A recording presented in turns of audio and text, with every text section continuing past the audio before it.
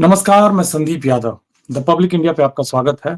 आज मैं बात करूँगा कि क्यों भारत के एक महत्वपूर्ण राज्य में सभी एक नहीं हैं और सेफ नहीं हैं।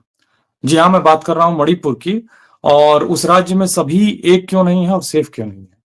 जैसा कि आप जानते हैं मणिपुर भारत का पूर्वोत्तर का एक राज्य है, जहाँ बीजेपी का राज है, बीजेपी का शासन है, उनके चीफ मिनिस्टर हैं एन बीरेन सिंह और मणिपुर एक ऐसा राज्य है जो सामरिक दृष्टि से भारत के लिए बहुत ही महत्वपूर्ण है।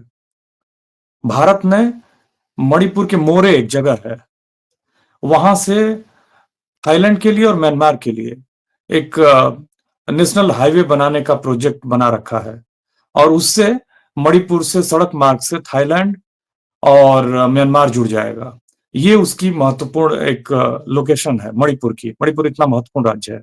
वहां 30 एथनिक ग्रुप रहते हैं, 30 तरह के एथनिक ग्रुप रहते हैं। भारत की आजादी के 2 साल बाद भारत में मणिपुर शामिल हुआ था और आप सभी जानते हैं कि 3 मई 2023 से पूरे मणिपुर में एक हिंसा का दौर शुरू हो चुका है और उसका कारण था हाई कोर्ट का डिसीजन, जिसमें वहां बहुसंख्यक मैतेई समाज को, जाति को, कम्युनिटी को ट्राइबल का दर्जा दे दिया गया था।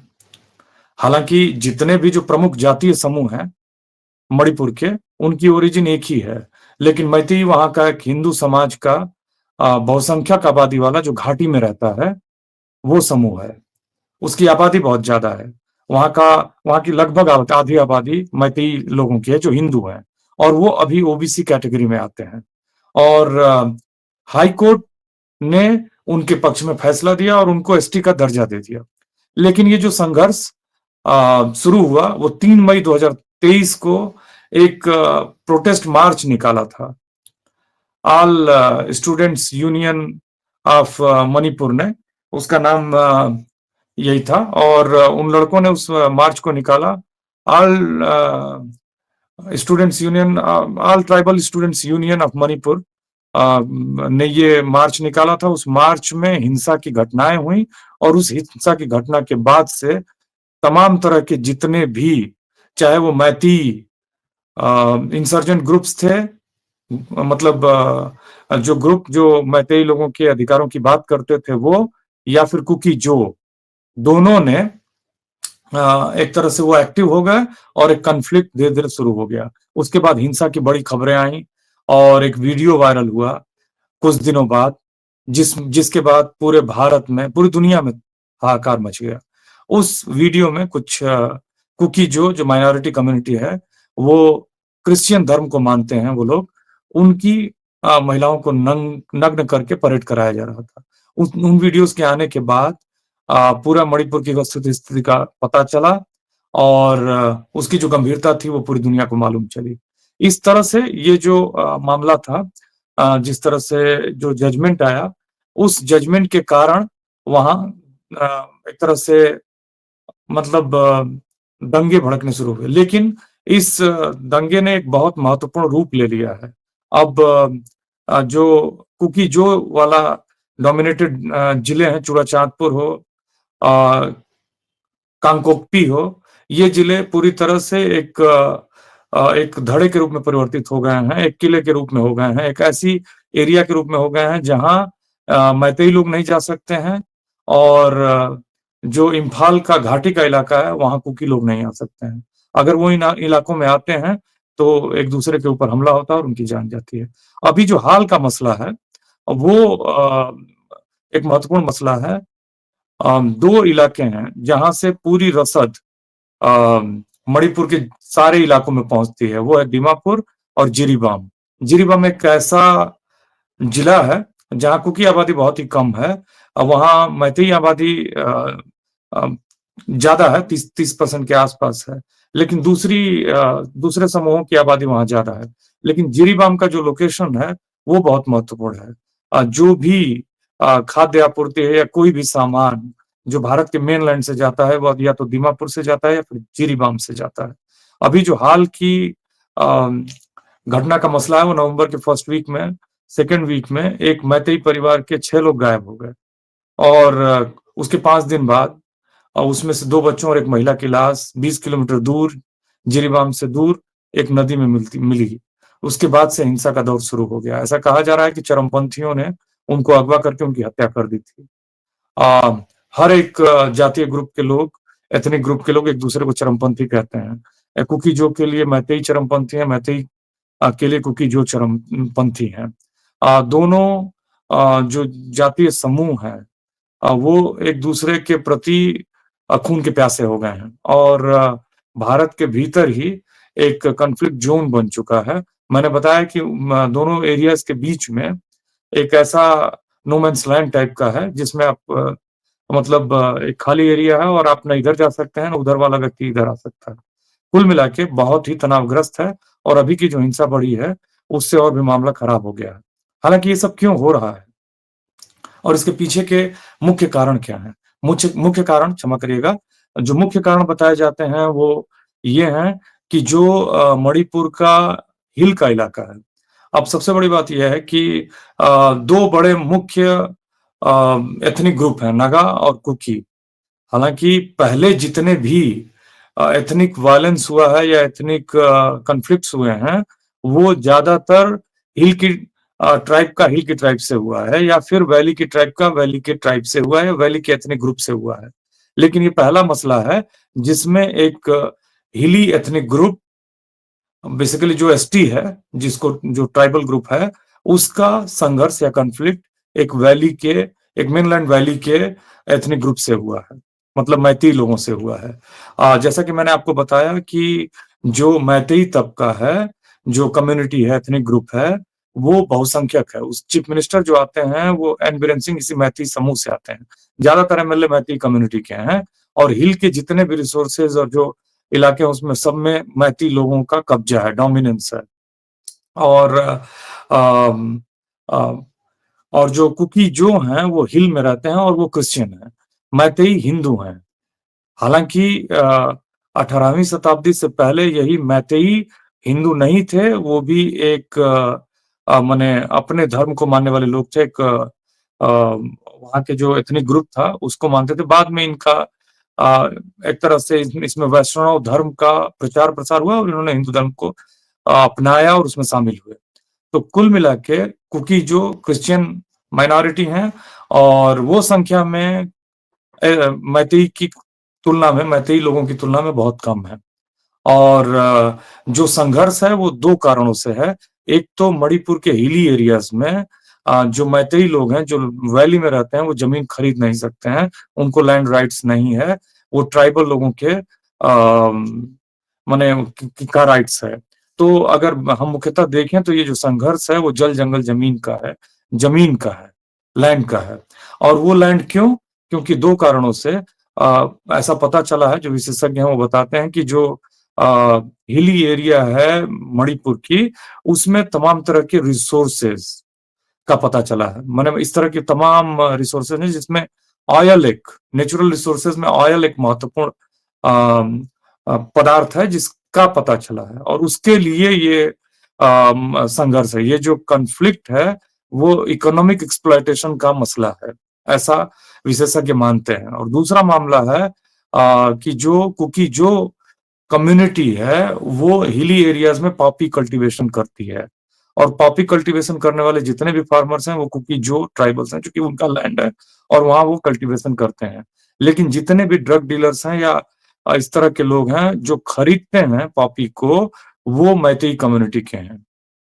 और वो जो पॉपी है, उसका जो कच्चा माल है, वो बाहर के देशों में म्यांमार के रास्ते मतलब मणिपुर से जो वहाँ की जो बॉर्डर है, वो भी खुला हुआ है और उसके रास्ते वो दूसरे देशों में बिकता है। उसका बड़ा मार्केट है म्यांमार में। तो उससे पैसा की आमदनी होती है और तमाम तरह के पॉपी कल्टीवेशन से जो समृद्धि है और जो उसका एक ड्रग डीलर्स का कनेक्शन उससे भी जुड़ा हुआ है। ये उस पॉपी की खेती का भी पे भी वर्चस्व का मामला है। तो ये पूरा जो मामला है, वो सामाजिक वर्चस्व का है और रिसोर्सेज़ पे वर्चस्व का है, आर्थिक अपने आधिपत्य का है, हेजेमनी का है। और इसमें जो महत्वपूर्ण अ कॉन्फ्लिक्ट है, वो उसमें एक बस एक रोल अदा किया उस हाई कोर्ट के जजमेंट ने, जिसमें मैती कम्युनिटी के लोगों को उसने ट्राइबल का स्टेटस दे दिया, एसटी का स्टेटस दे दिया। लेकिन ज्यादातर लोग उनको एसटी नहीं मानते हैं, और क्योंकि जो कम्युनिटीज के लोग सामने से लड़ रहे हैं, अब तक 220 से ज्यादा लोगों की बताया जाता है कि मौत हो चुकी है, और बताया जाता है कि 60,000 लोग बेघर हो गए हैं, जो पूरी तरह से अपने घरों को छोड़ के दूसरे इलाकों में रहने को मजबूर हो गए हैं। अभी हाल में जो मिजोरम में मैतेई कम्युनिटी के लोग रहने वाले हैं, अभी हाल की जो हिंसा हुई है, उन पर भी हमले हुए हैं, उनको भी वो भी भयाक्रांत है। क्योंकि जो मैतेई कम्युनिटी के लोग हैं, वो कुछ दूसरे राज्यों में भी कम संख्या में लेकिन रहते हैं, और कुकी भी दूसरे राज्यों में फैले हुए हैं, जो आस-पास के इलाके हैं, चाहे वो मिजोरम हो, चाहे वो असम हो, चाहे वो बांग्लादेश हो, चाहे वो म्यांमार हो। इससे उसकी बॉर्डर मणिपुर का लगा हुआ है। तो हालाँकि बांग्लादेश से तो नहीं लगा हुआ है, लेकिन अम, ये पूरा जो मसला है, ये आर्थिक वर्चस्व का है। अब जितने भी एमएलएज़ थे जो जिरीबाम में, उनके घरों पर हमले किए जा रहे हैं, उनके घरों को तोड़ा-फोड़ा जा रहा है, और माँग की जा रही है कि शांति स्थापित की जाए। हालाँकि भारतीय सरकार ने बहुत सारे प्रयास किए, उसने मीटिंग्स भी की थी। जब 3 मई 2023 को ये घटना हुई, तो ये कोशिश की गई कि दोनों एथनिक ग्रुप जो मैतेई है और कुकी है, उन दोनों को बैठा के इस मामले का शांति ढंग स माने शांतिपूर्वक इसका एक हल निकाल लिया जाए, लेकिन वो हल हो नहीं पाया। दोनों ही पक्ष तैयार नहीं थे शांति की स्थापना के लिए।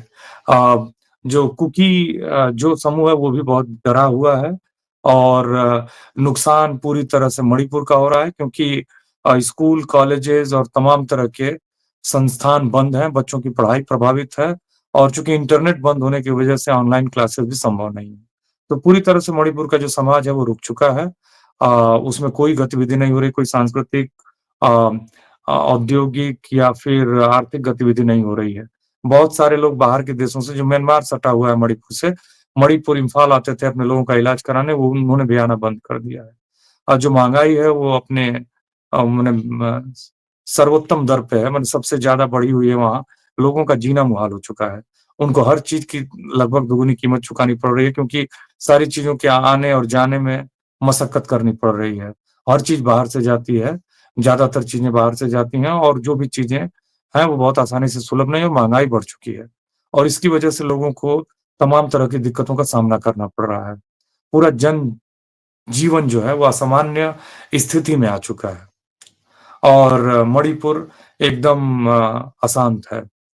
अ, और ये जो मसला है, वो ट्राइबल्स के लैंड रिसोर्सेज पर कब्जा का भी मसला है, क्योंकि जो मैतीस जो वैली में रहते हैं, उन्होंने मैक्सिमम जमीनों को एग्ज़ॉस्ट कर दिया है। अब उनके एक्सपेंशन का मसला जो है, वो केवल और केवल हिल एरियाज़ में ही हो सकता है, और हिल में ट्राइबल लैंड है, और जब इनको एसटी स्टेटस मिल जाएगी, तो उन ज़मीनों का पर एक तरह से उसकी खरीद-फरोख्त, कब्जा और इस तरह की चीज़ें शुरू होंगी, जिससे कुकी जो समाज डरा हुआ है। और वो लगातार इसके लिए संघर्ष कर रहा है। वो अपनी अस्तित्व को बचाने के लिए, अपने ज़मीन को बचाने के लिए। तो पूरा मसला यही है, लेकिन भारत के जो राजनीतिक पार्टियाँ हैं, वो बात कर रही हैं। हमारे मुख्य दल के मुख्य नेता कह रहे हैं कि हम एक रहेंगे और सेफ रहेंगे।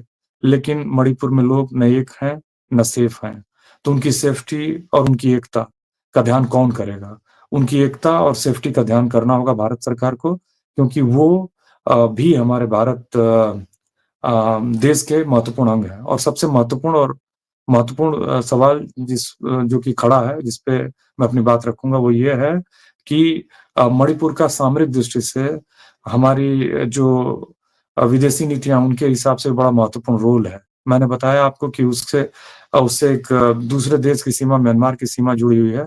म्यांमार भी राजनैतिक रूप से बहुत ही अस्थिर है, और चीन की ज़्यादातर गतिविधियाँ बढ़ चुकी हैं म्यांमार में। अगर इसी तरह से मणिपुर अशांत रहा, तो भारत के लिए ये बहुत ही मुश्किल हो जाएगा। तमाम तरह की संस्थाएँ अपनी चिंता प्रकट कर चुकी हैं। जितनी भी संस्थाएँ जो अ माने ह्यूमन राइट्स के लिए, मानवाधिकार संस्थाएँ हैं, जो काम करती हैं मानवाधिकारियों के लिए, ह्यूमन राइट्स वॉच हो, चाहे फिर यूनाइटेड नेशंस हो, ये सब सारी संस्थाओं ने अपनी चिंता प्रकट माने ये सब अपनी चिंता प्रकट कर चुके हैं, जो मणिपुर का मुद्दा है उस पर। और भारतीय सरकार को जो अभी दूसरा एक तरह से फ्रेश जो हिंसा का मामला उभरा है मणिपुर में, उस पर एक तरह से इनिशिएटिव लेकर उसको पूरी तरह से कर्व करना चाहिए। हालाँकि गृह मंत्री अमित शाह महाराष्ट्र के चुनाव के दौरों पर थे, उन्होंने अपने दौरों को कैंसल किया और उन मणिपुर में जो मूवमेंट्स हो रहे थे उसको रोकने के लिए उन्होंने स्थितियों का जायज़ा लिया है। उम्मीद है कि ये जो कॉन्फ्लिक्ट है, जो करीब-करीब 2 साल हो जाएगा इस मई 2025 में, जिसमें 220 से ज़्यादा लोगों की मौत हो चुकी है, हज़ारों लोग बेघर हो चुके हैं और पूरा राज्य तहस-नहस हो चुका है। ऐसी स्थिति में उम्मीद है कि कोई न कोई रास्ता निकलेगा, जिससे वहाँ पीस स्थापित होगी और लोगों का जीवन सामान्य बन पाएगा और वापस अपनी पटरी पर लौट पाएगा, ताकि बच्चे पढ़ पाएँगे, स्कूल जा पाएँगे, जो बीमार हैं उनको स्वास्थ्य सेवाएँ मिल पाएँगी और जो माँग है चाहे वो कुकी-जो कम्युनिटी का कि उनको एक ऑटोनोमस स्टेटस दिया जाए, उनको अलग राज्य बनाया जाए, ऑटोनोमस स्टेटस दिया जाए, उनको मणिपुर से अलग किया जाए और जो माँग मैतेई कम्युनिटी के लोगों को है कि उनको भी जो उनके इलाके हैं उसमें उनका रिप्रेजेंटेशन हो, मतलब वो एसटी स्टेटस की माँग कर रहे हैं। हालाँकि वो स्टेटस तो केंद्र सरकार रिव्यू के बाद ही उनको दे सकती है। वो लैंड्स में अपना शेयर माँग रहे हैं, कई तरह की चीज़ें हैं, जिस पे वो अपनी बातें रख रहे हैं। उम्मीद है कि इन सब सारी चीज़ों का निस्तारण होगा और लोगों को न्याय मिल पाएगा। धन्यवाद, आप सभी को मुझे सुनने के लिए।